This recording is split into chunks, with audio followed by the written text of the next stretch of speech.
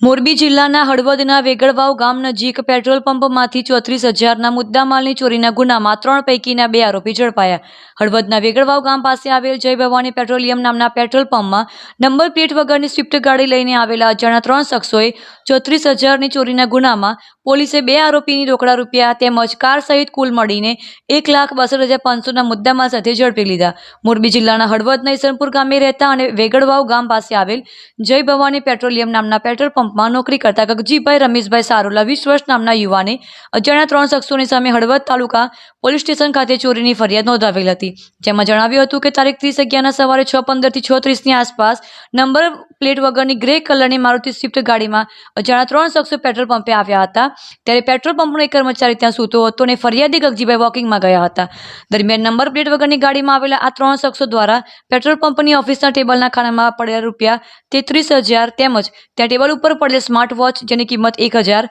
આમ કુલ મળીને 34,000 રૂપિયાની કિંમતના મુદ્દામાલની ચોરી કરવામાં આવી હતી, જે ગુનામાં આરોપીને પકડવા તેમજ તજવીજ ચાલી રહી હતી। તેવામાં આ ગુનામાં એલસીબીની ટીમે આરોપી સુલેમાન ઉર્ફે લક્કી અલ્લાહબક્ષ સાલેમભાઈ સમા અને મુસ્તાક પચાણભાઈ સમા બંને રહે માધાપર ભુજવાડાને ઝડપી લીધેલ છે અને તેમની પાસેથી રોકડ 31,000 તેમજ 1,000ની કિંમતની સ્માર્ટ વોચ અને 30,500ની કિંમતના 3 મોબાઈલ ફોન અને 1 લાખની કિંમતની સ્વિફ્ટ કાર આમ કુલ મળીને